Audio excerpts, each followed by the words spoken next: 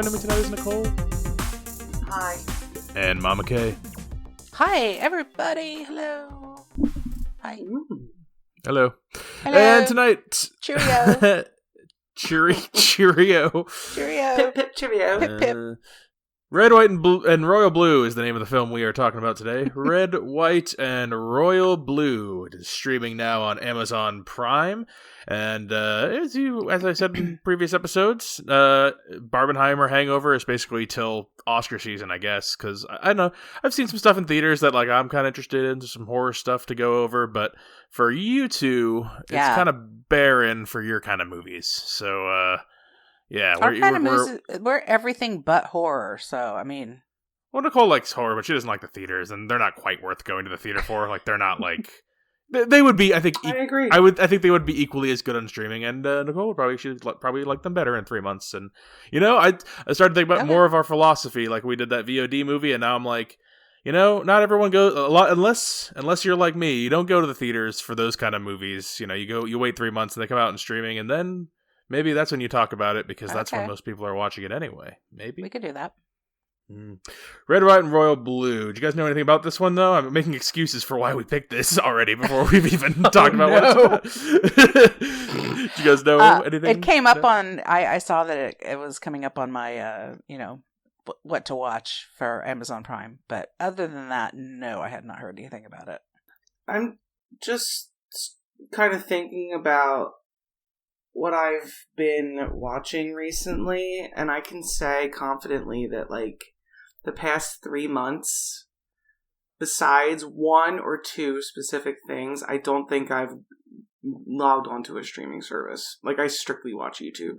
So, I have not seen anything about this. Interesting. Because I don't think I was on Prime for the past half year.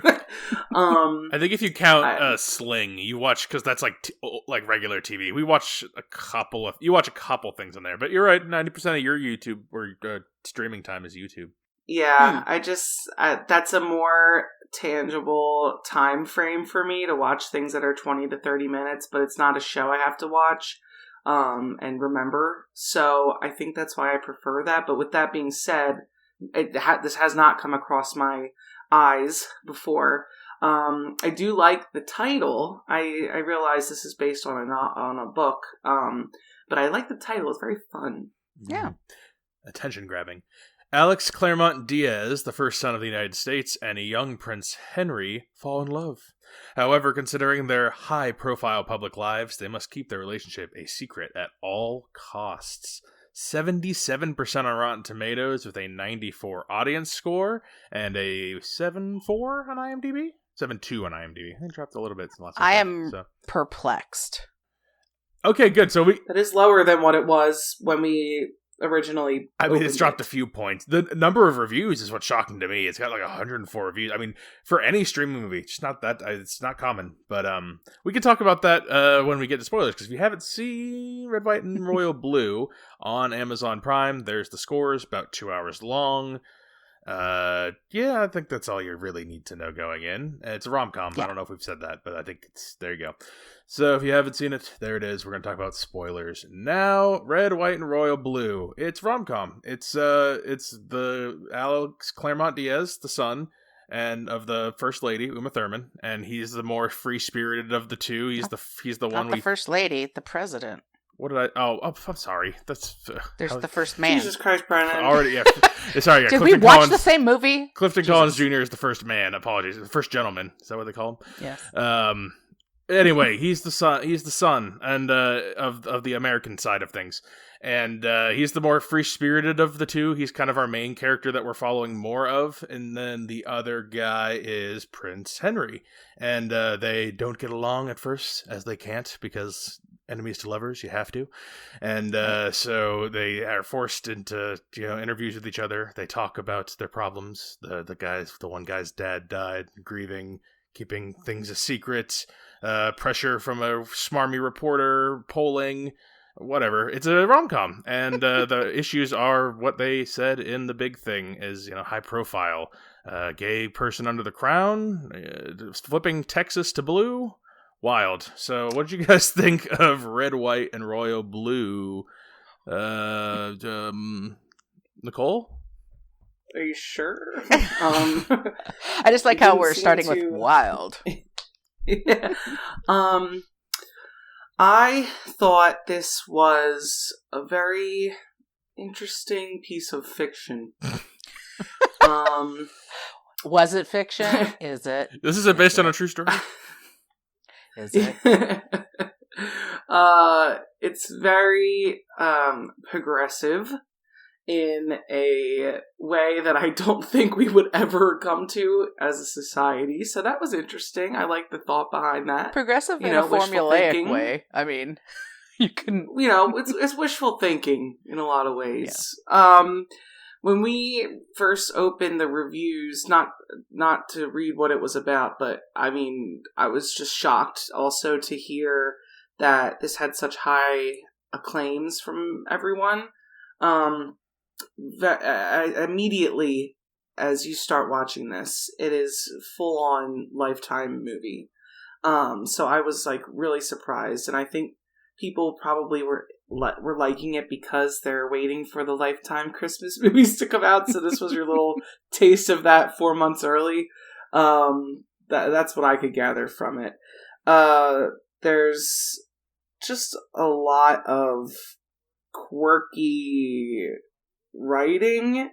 I don't know really where to begin. I don't want to say if I enjoyed it yet because I'm still thinking about that. But I am actually shocked at how many OMG moments me and Brennan took away from this movie. Really? Yes. Really? There was so much going on. We were like, "Oh my god!" Baffled. I was kind of baffled at what I was.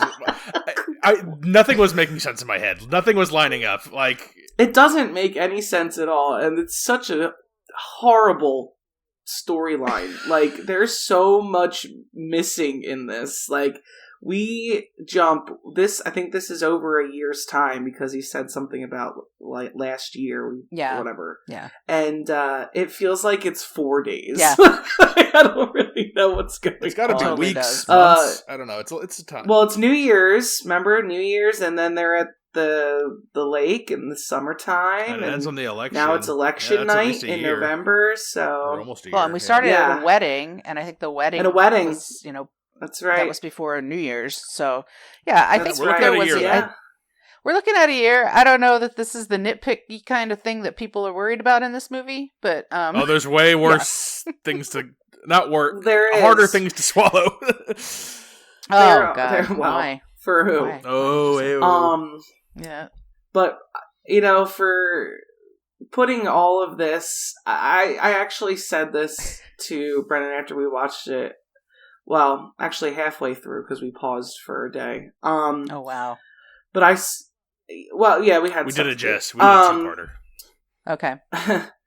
But I felt like this movie would be better suited as a teeny boppers TV series. I feel like if they really wanted to dive into different characters, we've got a lot to explore with the royal family and sister and the homophobic brother and the king, and then we've got the vice president's granddaughter blooming relationship. There's like a lot of juicy stuff that I feel like if I was a younger girl, I would be like, oh my god, I need to watch. You want to know more. You want to know more about them. Yes, it's juicy. It's so juicy. But things took a turn a little more raunchy than I thought they were going to. I don't know who this is quite made for, but it's a good question. I can't say that I had a bad time watching this. All right, okay. Well, I'm gonna go beyond Lifetime movie and straight to Hallmark. Like, I didn't even stop at Lifetime. I went straight to the Hallmark Channel. Oh, maybe that's what I think meant. That's what you meant. Yeah. Lifetime is more are the more like dramatic-y murder-y ones. I mean. Yeah, no murders, I believe, were committed. Oh, my hot neighbor murders women. Candace Cameron could have been in this if there was less gay people, maybe. Yeah, maybe. That's the whole. Yeah, that wouldn't work, but I get what you're saying. No, I mean, maybe we could change it to a different movie that's a princess movie instead of a prince movie. It's so funny starting to watch this. Well, I mean, you guys reviewed Bros, right? So Yes, I think I was expecting something more along those lines. This felt Same. like, yeah, this felt like, why? Who's the audience? Why was this made? I'm going to so say that confused. probably about another movie that we're doing pretty soon. But did they mean to make this a Hallmark movie? So you're having all the same questions I'm having. I'm just I'm so confused. confused. Yes. Yeah. The whole time. I mean, if I take it for what I think it is, it's basically let's do a Hallmark movie, but the characters are gay. And because there's a ton of movies out there about how there's like a prince or a princess and he's not allowed to marry somebody because they're a commoner. Maybe they're a different race. Now we're just taking it into, they're not allowed to marry because they're homosexual. And it's like, okay, but I've seen this movie over and over again. I don't know where we stop with this cycle. And if you're going to do something like this, I think you have to go one of two ways. Either it's got to be really campy or it needs to be really good. This was not really good.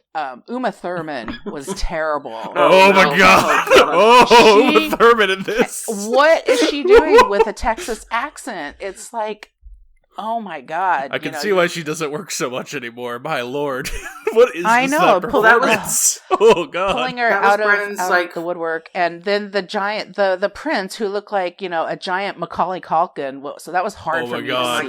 Nicole said that. This is all the things I said, and Brennan said that he wouldn't think this would be a good TV series because we would have to have more Uma Thurman. I have a million reasons why this couldn't possibly stand that. I have a million reasons why this can't be. I disagree with you on the TV. I don't think this can. You continue, okay? I want you to finish your beginning. Well, I think number one, and the number one thing about this is that I felt like the two leads did not have any chemistry. Like it wasn't there for me at all. And I've seen movies where all types of people have relationships, and it's believable. This was not believable for me. This was at all. They just didn't have the chemistry together. I could see where it would be a believable setup, having a prince and this I don't know, what is he called? The first son, I guess. Yeah. I don't know. But just awful. The dad, the first man, the first gentleman was terrible. No, I don't want to see a TV series of this. Having said that, I kind of enjoyed it just because it was a Hallmark movie. And, those are like, I get caught every so often up in one, like every so often is like every 4 or 5 years, like, oh my God, this man's a baking genius and now he's in a small town and someone's gonna, close his bakery. It's the best. I'm in. So, yeah. Also, yeah, so much pretension in this movie was driving me crazy. Like, in the beginning, there's a scene where the prince's older brother's getting married. By the way, they're using names in there from like actual English royalty, which I think is fucking hilarious. But the prince's older brother's getting married, and the prince is with his sister, the princess, and the prince is like, oh, I can't believe how much money they're spending on this. Meanwhile, the rest of the movie is him and this dude flying back and forth over the pond in private jets, totally whatever, ruining the atmosphere, and they don't give a flying fuck about it. So it's like those kind of things in these drive me crazy. Real life, Brennan, I have a problem with like why these people can't live in real life. So is that a problem with this movie? Is there any believability barriers? It's not the problem with anything else except for that type of thing where it's like, oh, I can't believe how much money, the people are the ones who make us, they give us their tax money or whatever, and then we're doing this huge cake. Totally, that's not, to me, the biggest suspension of reality. No. As much as some of the other fucking things they decided to do in this movie. Yeah. Like, The political viewpoints of the world. Yeah, too much Rachel Maddow too. I mean, how much? A lot was of she Rachel getting paid Maddow. for this? God. Oh yeah. A lot of Rachel Maddow.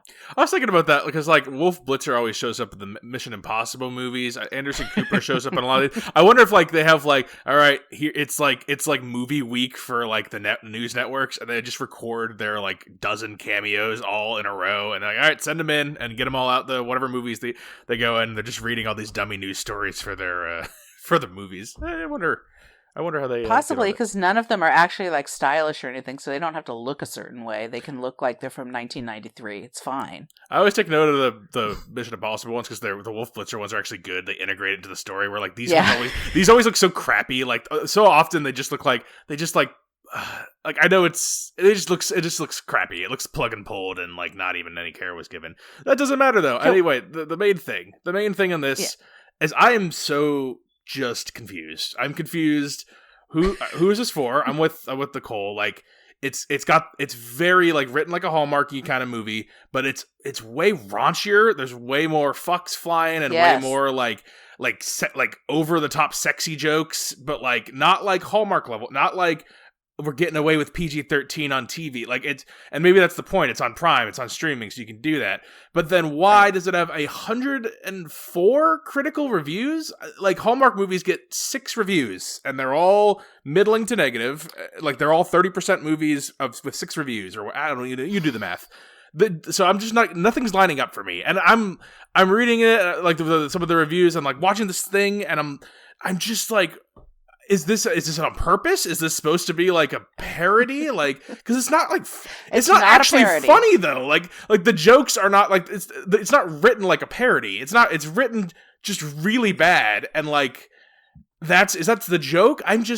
So because of all this while I'm watching it, I'm like kind of entertained because I'm watching it like a best of the worst movie. I'm watching it like a bad movie that I'm trying to figure out what is fucking happening. Like, You're watching what is like going a Hallmark movie. This is why you watch Hallmark movies. It just is. Yeah, or like the crappy B movies or like weird like VHS YouTube things that like you like handgun safety videos, like just stupid shit that people shouldn't have like you're not supposed to critique. I felt like I was watching like that, and so like I went into this thinking, oh, Bros 2, Red, White, and Blue, easy. Like that's what I thought I was getting.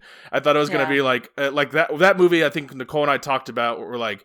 There were parts where like, oh, it's weird. It's more tropey than we were expecting. But that's a smart movie where like it's on purpose and like that's like what they're doing on purpose. Where this is, right. It's very like it's just a Hallmark movie. It's like but a little raunchier, and it's a Hallmark meets fan fiction. That's what it felt like. Yeah. What's that website where girls write their fan fiction and they become Netflix movies? Wattpad? Wattpad? Wattpad, yeah. It's a Wattpad movie. That's where fucking Diablo Cody came from. That's like it's that fucking writing. Ugh. Yeah. I don't know. I was just so I'm kind of with you guys like on the I don't know if I didn't hate watching it. It's horribly incompetent and weird, but like I don't know. I kind of liked my time with it, some of it. But some of it is also kind of dull. Like it is kind of Dullsville. Yeah. There were two scenes I marked as like, oh, filmmaking scenes. Like I kind of like the effort. The first was when they did, and I think it's because I was in a desert, no water, and I got a couple droplets. Trying to find something. Yeah, and it was when they were in the club, and everyone got low, and then the two of them did not get low, and they saw each other across the dance floor. I'm like, oh, that's nice. And then the music hit right when they all jumped back up all at one time. I'm like, oh, okay, that was a nice shared moment that was visually told. Took a little bit of time and effort, and I that's good. Yeah. And then the other, Nicole, I think Nicole helped me put it into words. Do you remember what it was? No. The helper lady is banging the prince's bodyguard the whole time. Oh yeah. I was like, oh look, they wrote something that came back later, and I'm like, that's like, that's pretty good. And then that's all I got. Everything else was, and then that's all I was able to really grasp there. Everything else was stock filler scenes that I didn't know what I was supposed to be. I didn't know. Well, So I didn't really read any. I saw that there were a lot of reviews and that they were, overwhelmingly positive, but I didn't really read into very many of them. What were they saying about it? The reason, by the way, that Hallmark movies only get 6 reviews is because their audience is an obvious audience that does not write reviews ever. But that's what's confusing is if this is supposed to be that, then why did, and I'm looking on Rotten Tomatoes, this is a Hallmark movie for gays, though. They're going to definitely write something about it because it's like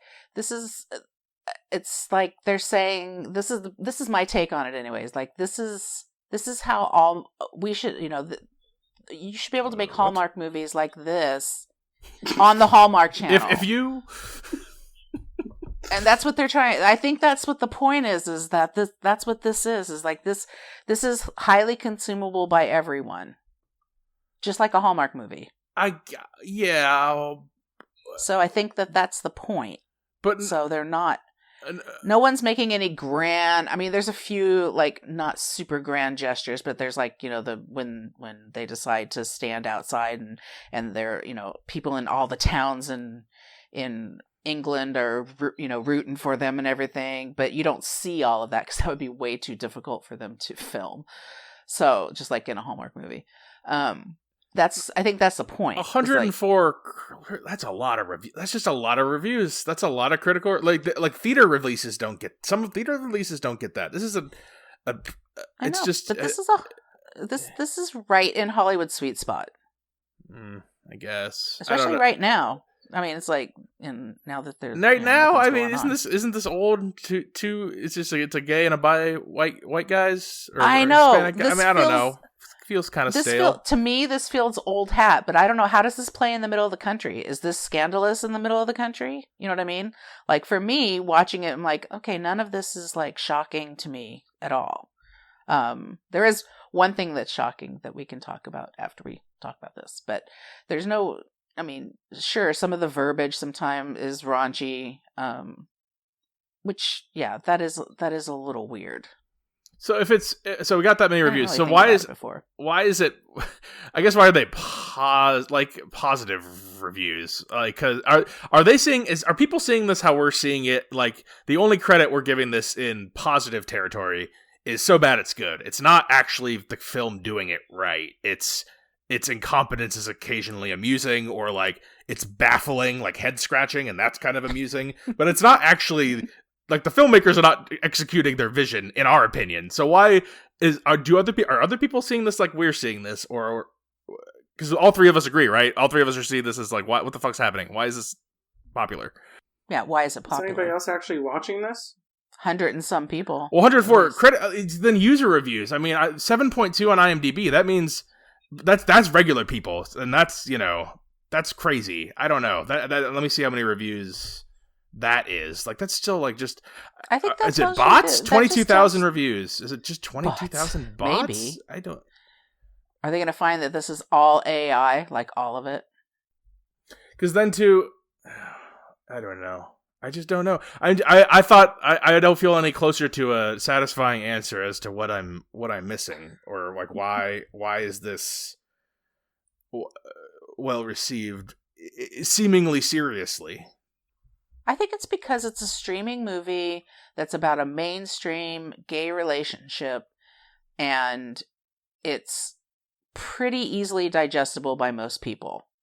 And I think the people that you're seeing reviewing it are progressive people, and that's generally the ones that are doing those kind of, especially user reviews anyway. Yeah, I don't know. That's the critic proof argument. I mean, that because there are plenty of movies about like left-leaning issues that rate poorly and they get buried. There were a couple like Black Lives Matter leaning ones that were in the 40% earlier this year that I didn't even bring up because they weren't very well executed and weren't worth mentioning. But I'm just saying, if we're just leaning on politics for the reason of 7,804 reviews, that's this. Like, if this were getting the political bump, I would expect like a 54 with like 38 reviews. Then I would be like, this makes sense to me, like a little more sense. This, I don't know. I mean, that's all I've got. I don't have anything beyond that. We're scrambling for our explanation. I can't. Yeah. But my favorite part of this movie and the big question is you have Stephen Fry, who has been out as a homosexual for at least 40 years, playing the king, who is not interested in progressing the royal regime and embracing his grandson's way of life.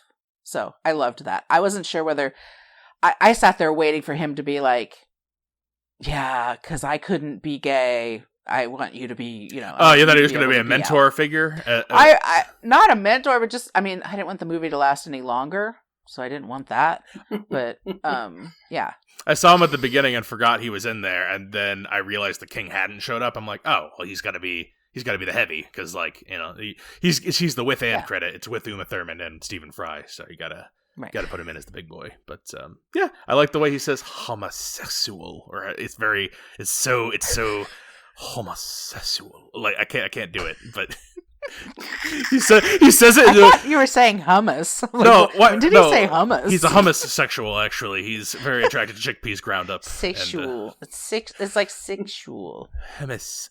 The crown will never accept a hummus. I can't. Wish I could do it. Hummus. It's something like that, but I just can't do it. I'm not doing it justice. But if people know what I mean, I swear if they heard I'm it, convinced in the British monarchy right now, I'm convinced that the youngest child, Prince Edward, is 100% gay, and he's never been allowed to be that person. So, this is like a foreshadowing. Yeah, I don't think that's ever going to come out. I feel like I didn't say very much, but I feel like I have to say things. What I really feel about this. I can't get past the total warp on reality in this, where, not that I have any problem with it, it just is so out of normal scope of the world that we have two gay, or one bi and one gay, of children of a higher person in the world, and they get together and everyone's fine with it, in terms of pop culture and things, like everyone's loving it. There's no attempts of assassination.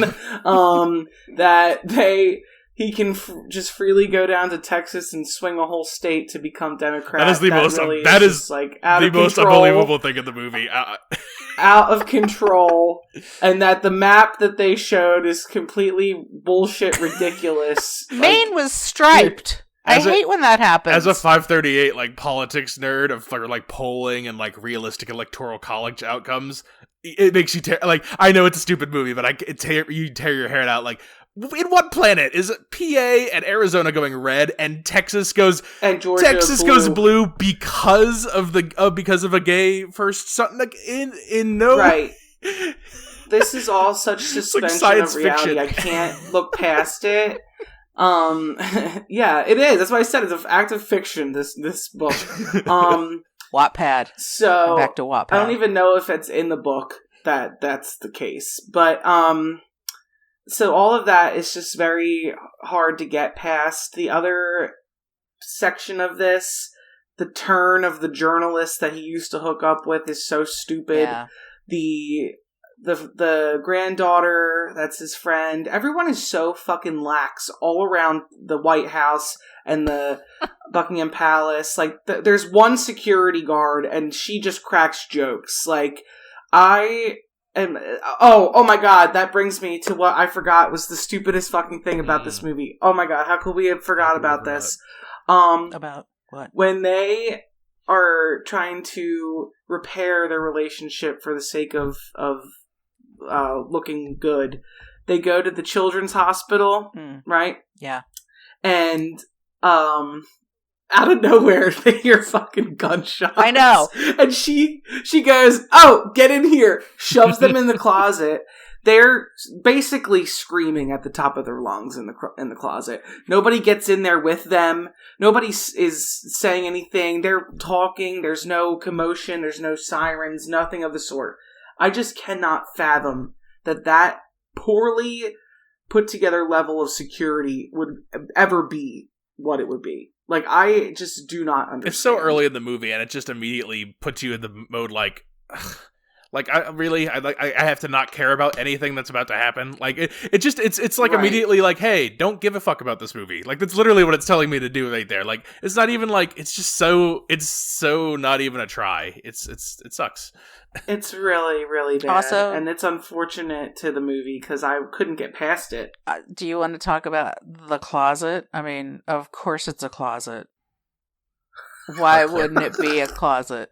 Like, oh God! It could have been anything. It could have been an operating room. It could have been, an empty room at the hospital. Classroom or something. Yeah, but no, it was a closet. I'm like, oh my God! It's almost they're trapped in there. They're trapped in there. They're trapped in the closet. Are they going to come out? Are they going to get out? I don't know. It's tough. Stay tuned for next week because this is a series now. So, okay, I want to address that, Nicole. Like, I was just thinking about series-wise. Like, I just don't... I think it's too stupid to hold up for a long term. Because, like, it just... Like, how do you build a world around this love story? Like, it's so huge. Like... They've done plenty of things like that. I mean, I immediately think of something like Gossip Girl, where that was a book of... that was 12 books or whatever they wrote, and they kept that show going so long. Who are the main characters? Like, when I'm saying, you have to make the world make sense. Like, now we have to have this teeny bopper CW show with the two... but, like, what about world affairs? Like, you can't just ignore that. It's the president's son and the king's and the... But they did. Yeah, you can ignore it for 2 hours. You can't ignore it for a season. You can't ignore it for 10 hours. Like... It can't just be them because these are like world figures, and so people will be watching the show and be like, I wonder what's happening with anything with the countries that are being run by the people. Like, it's just, it would be very strange to have a show focus on their love and not any world affairs when that's literally the only, that's what they're like. That's the hook of the show. That's the point. Otherwise, it's just two other random rich guys falling in love. Then who cares? Yeah, but Nicole's like, we're gonna also focus on the other characters that we loved so much. What? We've got the whole romance of the friend and the granddaughter. Who the friend I actually thought was the gay one, but they didn't ever touch on that. But that whole thing is a love story in itself. And now, are those love stories going to get in the way of running the countries? What's going to happen? I just tried to picture like, oh my God, a terrorist attack in this movie, like in this fictional TV show. Like, how do you weave that in? Like, it kind of reminds me of when my father passed away, when those 3,000 people died in the burning building. And it's okay. And then they make love. I'm like, no, that's weird. It doesn't make sense. All of it is fake. So why would they have to have something so serious as a conflict? Yeah, and he's why the couldn't it spare. be something else? He's not being groomed to be king. He's the spare, just like Henry, same name, right? I think Harry's real name is the Henry, logical gaps that you have watching it as a movie will only be exacerbated by making it 10 hours long. And if you had to try to write this for 10 hours and make it make any sense while keeping this tone, it would be a nightmare, a slog. It would be horrible. I know, but Brennan, you have to realize that because there were no females growing up in the house with you, you never saw Dawson's Creek or Gossip Girl or even Gilmore Girls. Any of that, all of that had the same amount of nothingness that they would make stories. But all those things you just said, what do all those people do? All those people are just people. Like, they're just average people, aren't they? Like, they go to high school, they go to their corporate job, they do regular people stuff, right? They're not running the free world. Yeah, but what would happen is that Prince Henry would leave the monarchy and maybe move to, I don't know, Montecito or Santa Barbara, just like Prince Harry did, or wherever, Austin, I guess, and be the first, be the husband of this new political guy. That's, no big deal. They're both grown-ups. It's not like they're, teenagers. I don't see it. I don't see how you could make a show. Yeah, I don't see it. I don't want to watch that. I don't see it making sense in long form. Like, even for this target audience, for this, like, like just what's that crappy show? Outer Banks. That's kind of like the shows you're describing, right? Like I watched that with you that one season. Those are very successful. Yeah, that makes shows. sense to me, All though. these Like, ones that's, we've said. you know, poor kids searching for treasure, and then the rich kids come in, and the one girl and the boy from the... Like, it makes a little more But sense they would to me. add things Right. like... They would flesh it out. Yeah, but if this was a show, they would add, like, extravagant parties, and we would see, like, the sexy, rich life of these people. Like, that's what they're setting this up as, is these people are so privileged, and they say that in here. But that... They could put something together that would make it long enough. It's not just what this show, what this movie was. Yeah. Is there a sequel to the books? I don't know. so. I Did you know? She I wrote didn't another know that. book, but I don't know that it was a sequel. Let's see, red, white, and royal blue. Oh, that's a cute little cover. They got they're doing the cross-armed leaning because you know they don't quite get along, but they're gonna come together. Film adaptation. That doesn't look like there's a sequel or anything. Yeah. I don't know. Like, I think my only problem is because they're running the free world. Like, if you switched it to, the son of a billionaire CEO and, I don't know, like an oil tycoon from Saudi Arabia. I don't know. Just. Well, that's what Gossip Girl is. They're all rich. Yeah, that's what I'm saying. Like, it's okay for them to be rich. It's that they're in such high profile public, like, government-y kind of thing. It's so specific to them being royal, like the royal family and the president's family. Like, if it were just two different super rich different people families, I could see that working better. It's the specificity of this, but that doesn't matter because they didn't make that a show because that would be crazy. And they have two endings. One ending where he walks out into the crowd and he's like, if you walk out that door, you're gonna be gay forever, or whatever the hell he said. And then it's like, I'm only gonna be gay forever. I'll be gay forever with you because that'll be awesome. And then they walk out on the balcony, and then we get our second ending where Texas goes blue because of a bi son. Which, okay, we're in fairy tale La La Land, so that's fine. And yeah, it's nice. Fairy Tale sweet. La La Land, I forgot, because the end really does bother me, because they have to be like in Washington D.C., right? When they're doing the stuff. When you're doing the stuff. When the president is like, he's like, oh, I think my mom's writing a concession speech. Oh, yeah. Right? Yeah, that's what I would imagine. Okay. Yes. And then they're on bicycles riding down the kids' road in Austin, Texas, at night. Time doesn't make sense in this movie. Nothing. I mean, also, why are they riding bicycles at all? Even if they said that they were in Austin, like even if they said that whole, inaugural night thing was happening in Austin, why are they riding bicycles? Because it's a Hallmark movie. Because that's what you do in a Hallmark movie. You ride a bicycle with like a basket and a bell. You do that in Spielberg movies too, though. Or you just have to have a little alien in the basket, though. Yeah. Before we go, I do think we did not make a big enough deal of how ungood Uma Thurman is in this. It's really a travesty. I thought I did. I don't think we made a big enough deal at all. Like, I think, like, if you like, it's not a good movie as it is, but like, she's abysmal. Truly. I know you bring in that's your heavy hitter, right? I know. I just every once in a while you wonder, like, bad. oh, she was so good in Quentin's movies. Where'd she go? And there she is. That was it. I mean, I can't believe they allowed her to continue that accent throughout the whole thing. If she would have came in to the first setting with everybody and she did that, I'd be like, immediately no. Like, you need to stop. No one was that. brave enough to doing? say no. I guess I don't know. I know, they could have made the state like Ohio instead, and then she wouldn't have to have an accent. Yeah, why does she doesn't need to like, I don't know. Like, I guess because it's supposed to be like she's from Texas, and then he met the Hispanic father there. I don't know what the point is. It doesn't make sense. It's bad. Didn't you love too when the reporter and he spoke in Spanish for like 4 sentences for no goddamn reason? Oh my god, I fucking hated that so much. I said That's something even about British. that too. I thought that was like normal. Isn't people who speak two languages, like when they talk to each other, they kind of go back and forth between languages? I thought that was like a normal thing. I only speak one language fluently, so I don't know. But I see that. It was just so weirdly put. I feel like there. I see that in TV's movie all the time, though. Like it's like a mother-daughter talking, and the daughter is an American, and the mother is like an immigrant, different. and they come home from school, and like the mom's talking, they're like talking in English, and then they're speaking in Spanish, and they go back to English, and they're like interchanging it in the sentences. I feel like I see that all the time.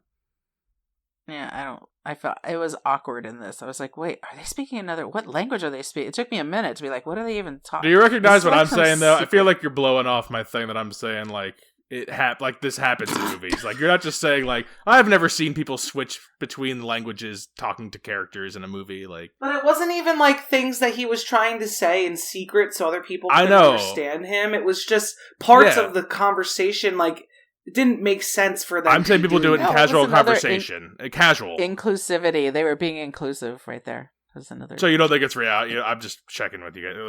Like casual conversation, switching between languages. You don't think that's real? I just want. So when people write in and tell you you're wrong, I want to make sure it's clear what side everyone's on. I felt that it was one is writing very into us, I guarantee unnecessary in that situation. Yes, it happens. I don't feel like it was very organic there. How's All that? right, I could see it. Yeah, that's what I wanted to hear. I wanted you to recognize. Sometimes I say things and you guys like blow it off, Christ. and it's like, Where's this high horse that you're going? Where'd it come from? it's like I say things and you're like, yeah, those aren't even real things. I'm like, yeah, first of all, they are real things. Maybe That's not what she said at all. She said it sounded stupid the way they used it. I understand. I just had to make sure it was this specific instance and not blowing off the concept altogether. This is a big difference. God.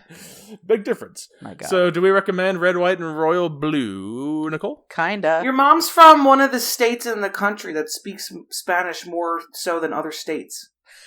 That's true. Like, what are you talking about? Yeah, I mean, that's what would make me even more surprised that she would take that stance, but that was not her stance, as she cleared up. So. I took a buffalo stance. I asked if you recommended this, Nicole. I'm recommending it because I didn't ask you first. I asked Nicole first. Oh, sorry, I didn't hear you. I didn't hear you either. So that outburst. He must have been speaking that other language that we're not privy to. He just goes into it and we don't know what he's doing. Well, see, that's on you, though, because it's clearly established that it's a common practice. So, well, okay, do you recommend this? I don't know what Nicole thinks. I've already said, so Nicole. I would say yes. Because it's so stupid.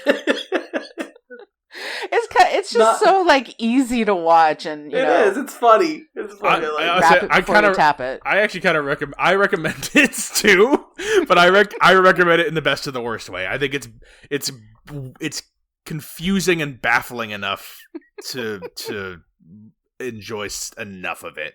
It is. I don't want to oversell it because there is like if you're watching it for best of the worst quality, there is long stretches of boring in here, but like if you really step back and look at the whole picture and try to understand it is a funny looking experiment, and it is even more baffling that people seem to be giving it positive attention. That's the baffling part. Earnest upon positive attention, not like me laughing ha and you guys kind of half laughing. So well, I mean, it doesn't matter. I guess 3 recommends is 3 recommends. So red, white, and royal blue. Wow. Electric Boogaloo Bros 2. That didn't go the way I thought it was going to go.